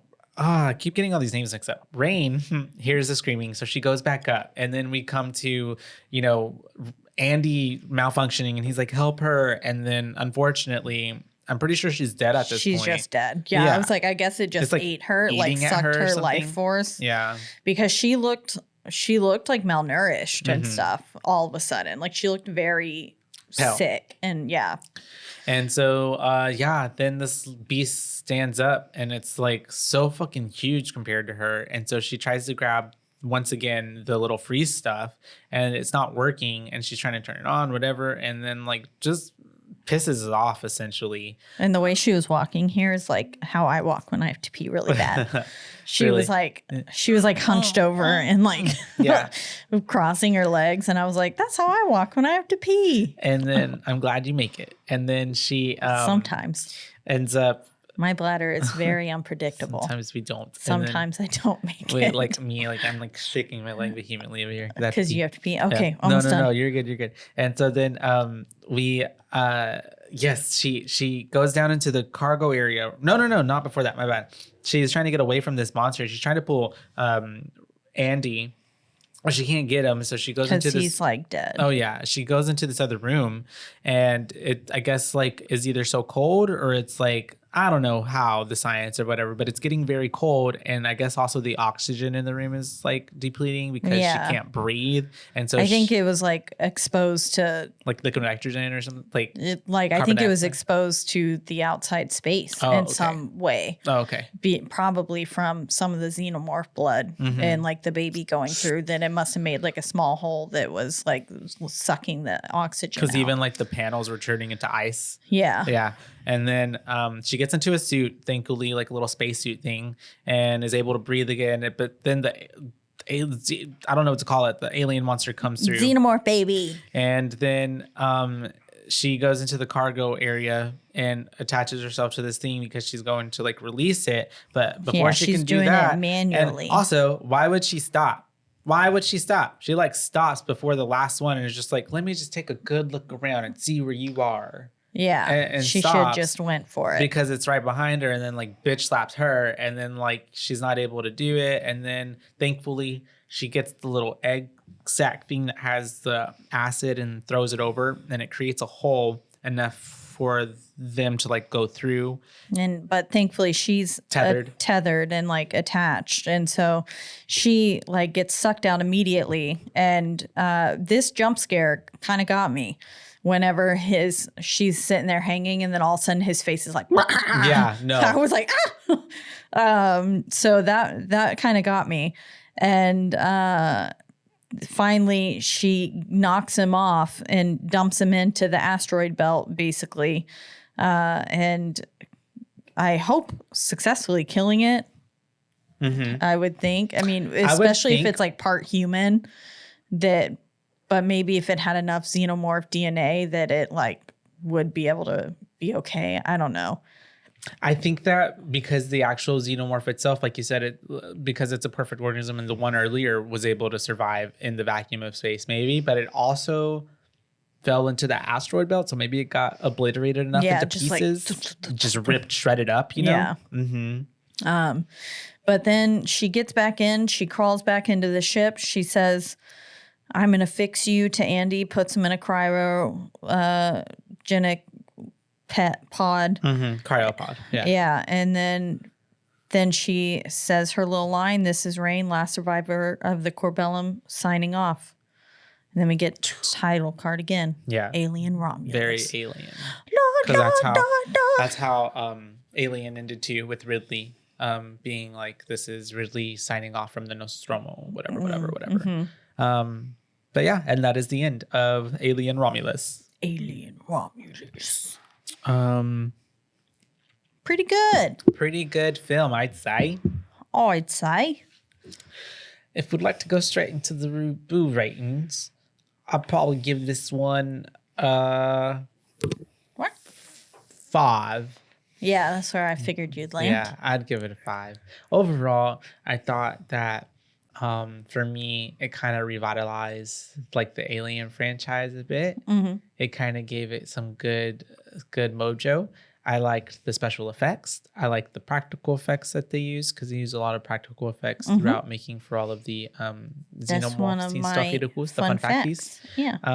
And I thought the characters and the actors were really good. I liked them. I thought that they all fit. I liked that it was like a small cast and it wasn't too big of. I mean, they usually, most of the Alien movies are Or a small cast. but because it's a crew. It always happens on a ship. It's very focused on them, and I liked the characters. I liked them. Even Bjorn, I liked him for what his role played, I guess, in the movie. Not necessarily liking him as a person, you know what I mean? But I mean, you do can't all be good. You have to have the one antagonizing character. But he played him really well. Yeah, the actor did a fantastic job playing an asshole. And then I enjoyed the story. I thought it was pretty cool how they interwove a lot of the things that we'd seen before. There was obviously a lot of fan service, scenes that kind of recreated other shots that had been shot before in the movies, or things that had been mentioned or said, or the bitch line, but I enjoyed it all. That made me really feel the director who made it, in which he's stated before in other interviews and stuff, he knew what he was doing. He had care and love for what he was making. Yeah. Because he was a fan already of the movies itself. So he just wanted to add to it. And yeah, I give it 5 boos. All around great film. 5 boos for the Xenomorph. Any fun facts? Fun facts. How do you say the director's name again? Fede.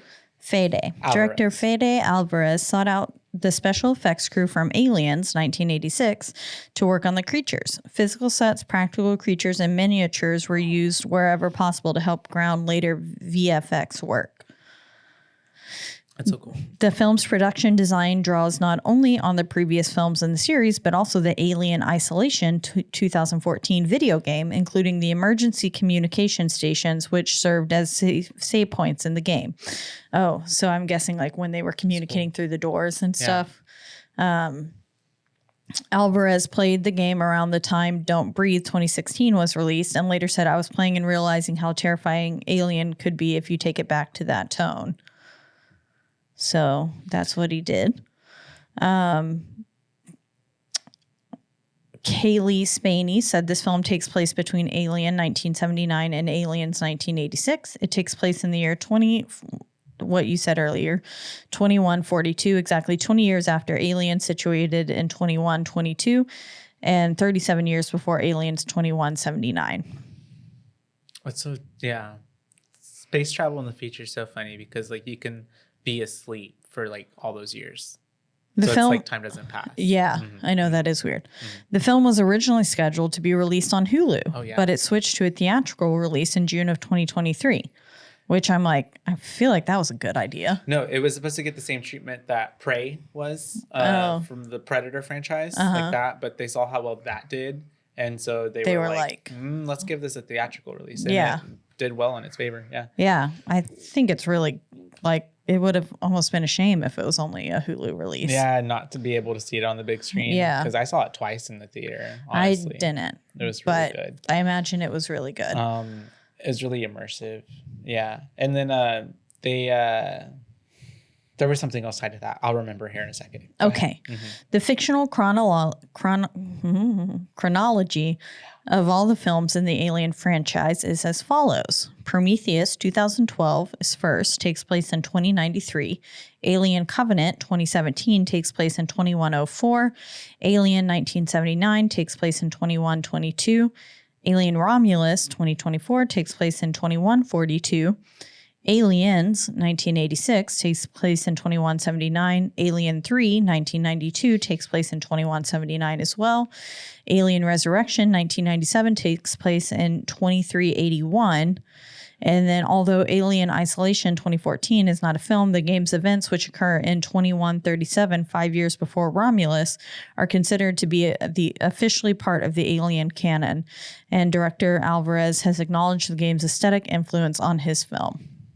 And if like watching the movie too, it does. Alvarez was one of the bodies in the Romulus station. Oh, was it? Yeah, director cameo. That's cool. Fun fact.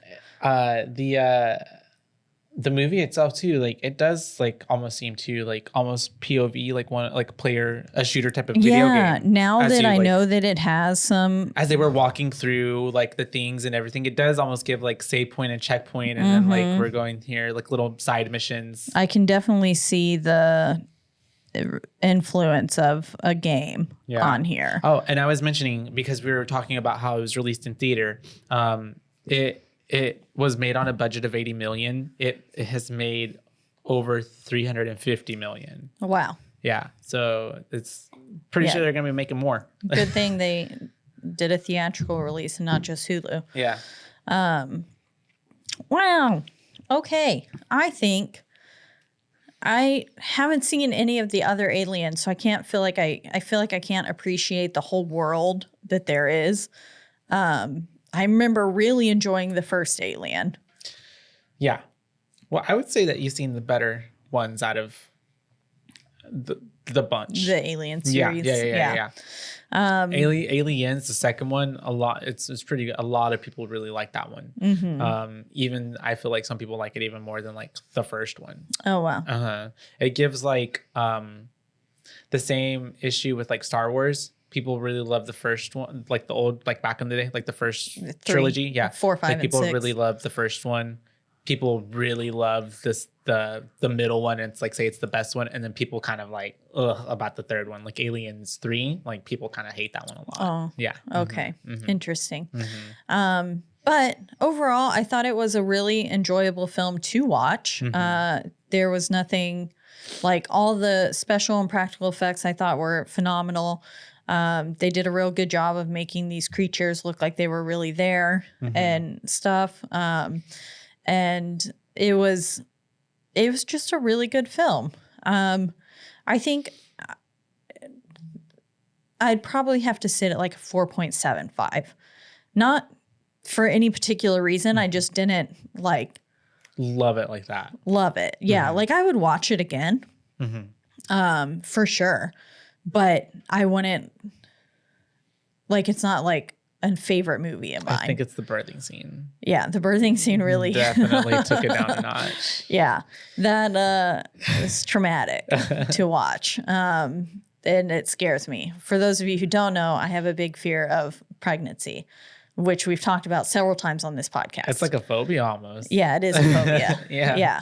If there's a phobia, if there's a pregnant woman in the building, Caitlin's running away. Yes. Yeah, I can't handle like pregnancy. Yeah. And the giving birth part in particular and all of it, because it all reminds me of Alien. Yeah. And like I'm just like, what if it's just gonna go sucking the life out of you essentially out of my body? There is. It's a little alien. That's what a C-section is. Oh yeah, it really is. It makes my tummy hurt. But it's giving monsters inside me. What's that? It's a show that would like come on TLC, and it's about like parasites and like worms and like bugs that live inside I feel like you, I remember and you like seeing catch that. them in Costa Rica and then like whatever, and you die, you're like dying of like a brain hemorrhage or something, and then yeah, you can get that shit in lakes here too, and but yeah, I thought it was a fantastic movie. Would watch it again. It just wouldn't qualify as like doesn't merit a 5. A 5 for me. Yeah. Yeah. That's fair. But super close. 4.75 is not far off. It was a really good film. If you haven't watched it, I would highly recommend that you watch it. And I say that you honestly don't even like you don't have to watch all the other ones too to necessarily enjoy it. I didn't feel like I was out of the loop or anything. I mean, I felt like, could I have appreciated more had I seen everything? Yes. I feel like I would have been able to pick up on those little Easter eggs and stuff like that. But the Alien franchise is like, it's scary, but for some reason it's just like, it doesn't, I mean, was it happening to me in real life, I would be freaking the fuck out. It just doesn't scare you. But for some reason it doesn't, it just doesn't scare me. I don't think it really scares me either. I just think it's so cool. It is really cool. Like when the little alien is born, like, when I watch it with Jaden, right? He's like, like, this is so gross. And I'm like, it's beautiful. Like, it's so pretty. The gift of life. This specimen is gorgeous. Yeah. I don't know. I do like their long little heads. I was telling him I want one as a pet. Like, a little xenomorph little dog, tiny one. like a little cute one. Like, they look soft. Like the little like sleek black head. Like the little like it just like looks patent so leather. soft. Just and like imagine if it was just like cuddling up next to you or like rolling over for like little belly rubs. Little belly rubs. Yeah. Or a face hugger, and then its little arms like. Oh, I bet you it would give the best hugs. Yeah, it would. I did not like though on Tyler whenever it jumped on his face and you could see like its little like thing kind of like trying to like get into his looked mouth. Too phallic, but it was just like trying to like get in there, and I was like, oh, gross. Like imagine feeling that. And just slapping. Yeah. And it's not a ding dong. Not a ding dong, so it's not worth it. No, not enjoyable. No. Doesn't give consensual at all. But that's also a lot of what Ridley Scott was going for as well in like the original, like, you know, of the xenomorphs and the face huggers and stuff, because he wanted to evoke that like kind of fear of like it's giving almost like, you know, it's penetrative and it's unconsensual. You know, it's like you're having this thing like really invade you and then plant its spawn inside you. Yeah. It is a form of SA. Yeah, literally. So Yeah. It's that's what essentially like the fear was in that, I guess, in the original premise of the idea of it all. But either way, gross. But also they're kind of pretty in a weird sci-fi appreciative way. They are kind of creature cute. way. And I could see wanting a little doggy of one. Yeah, just having it on a little leash. Yeah, ting, ting, ting, ting. cute. It's a long head. Like with it's it. like kind of like a chihuahua with a big head, the little one, and they're like it's like knocking over because its head's too big for its body. Top heavy. Yeah, but or like French bulldogs and stuff too. Yeah, because their heads get so big. And like I've seen videos of like them as puppies where they like fall forward. Oh, kind of derpy. Yeah, just like ooh, because their head's too big. It's too heavy. Yep, cute. But yeah, as always, or a solid 4.9, 4.85 from your boobays for Alien Romulus. Really good film. Would recommend watching it if you haven't already. It's on Hulu. Hulu's where we watched it. Yes. Today, and all the aliens were on Hulu. They're all on there. Yeah. I have the whole franchise. So now that... No excuse. Go home and watch them all. Okay. Do your homework for the week. We've been watching Christmas movies every day. Andrew's like, every day when we get home, he's like, time to watch a Christmas movie. And I'm like, we've watched like all the good ones. Yeah. There's not many more that we can watch. Did you watch the Polar Express? No, we haven't watched Polar Express yet. I barely watched that one for the first time the other week. Hot chocolate. It was good. It used to scare me when I was younger. Yeah, because of their lifeless eyes. Yeah, no, they look too real. They look too real. It's animation, but they look too realistic for me. And that used to scare me when I was like Tom Hanks in animation form. Not. Yeah, shit of nightmares. Not for me. Yeah. Yeah. But yeah. I'll watch all the alien films. Oh, yeah, the alien films. Yeah. No, I mean, if you want. That honestly. I'll at least watch 2. At least the aliens. And then I would say you don't even got to watch Alien 3 or Resurrection. I would watch Prometheus. Yeah. I would watch Aliens and Prometheus. And I feel like that would give you a good roundabout. And I feel like if you watch Prometheus, you might want to watch the Covenant one. Okay. Because it might then like be like, oh, I might as well watch Covenant because it's a direct continuation. Like it's a continuation of, I mean, not direct because it happens 10 years after that one, but it's like continuing that storyline. Okay. Interesting. But, so confusing. But yeah, sorry, too many aliens. It's okay though. We're all aliens. We are. To the other life forms out there, we are the aliens. They're making movies about us. Yeah. And they're like, oh my God, they're ugly. They're so weird. Yeah. Why do they have hair? Why do they look like that? Why does that one have freckles? Yeah. And as always, we are in the lovely Rogue Media Network studio. That's right. They take great care of us. And you can listen to us and all the other amazing podcasts that are on this network all in one central place. And that is at RogueMediaNetwork.com. That's right. And then wherever you can listen to us on a slew of podcasting platforms, but the biggest two would be Spotify. and also Apple. But wherever you do listen, don't forget to rate, review, like, and subscribe. That's right, because that is the only way we can get ahead in this world. And if you want to reach out to us, let us know your thoughts on Alien Romulus, or want to let us know your listener pick. If you think there's a funny Christmas movie we should cover coming up, like a Thanksgiving kind of thing. We have covered Jack Frost. We've covered Krampus, Black Christmas. But there's like I feel bad. Like I feel like we didn't rate Black Christmas well. There's like 2 or 3 of them though. And the Black Christmas, like a remake, and then like another one. Oh yeah. I mean, we could do another version, but I hope we rated Black Christmas well. Well, there was a lot of. I remember that one we kind of thought was a bit janky. Yeah. And even like a little cancelable. That, and like there was certain like there, it just wasn't as scary on parts, and then like remember like the whole like him being on the phone and being like yeah, like making like weird moaning noises for like 5 minutes. Yeah, I don't know. Some people really love it though, and I was like, oh fuck, I hope we didn't shit on it. Like, but anyways, if there is a Christmas movie that you want us, a Christmas horror movie that you'd like for us to cover, please let us know and reach out to us on our one social media platform, which is Instagram, and that is at BOOBAES podcast, because we're your boo babes, not your boo babes. That's right. And yeah, I don't know what we're covering next. No, Do it's you? kind of up in the air. Oh, we can do whatever. we do have something to talk about though. Jeff, our listener, has a podcast now. He does, yes. And he does. it's over the He Who Fights with Monsters movie. Book series? No, book series. Book series, yeah. Or Fights with Monsters series. And his podcast is called We Who Read Like Monsters. And so it's super good. I've listened to a few of the episodes now, all that have come out.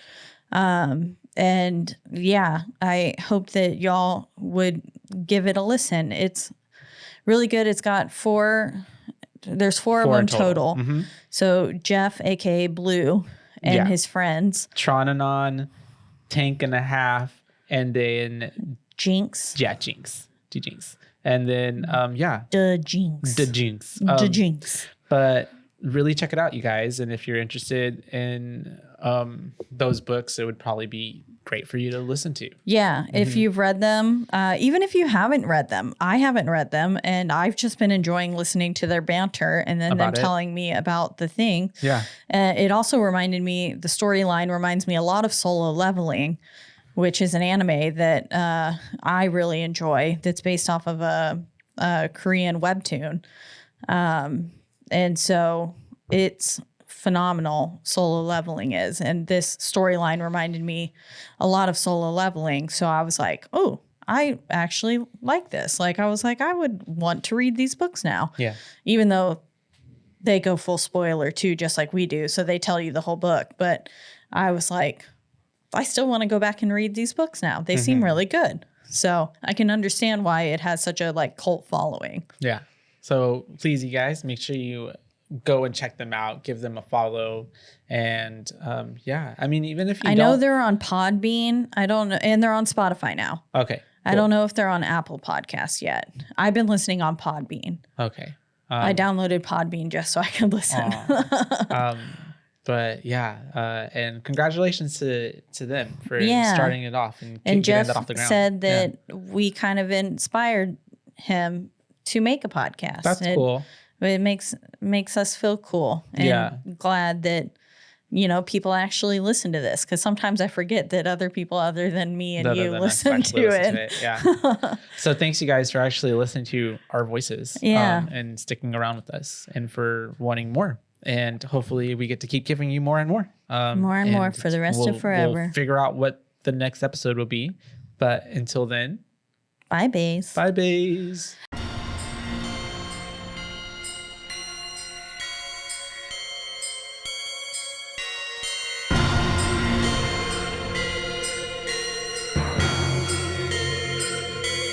Boo bays.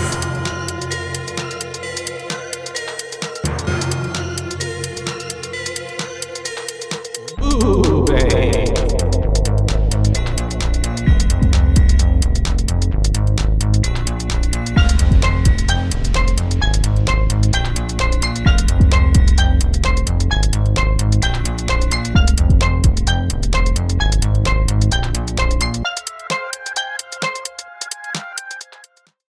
This has been a Rogue Media Network production.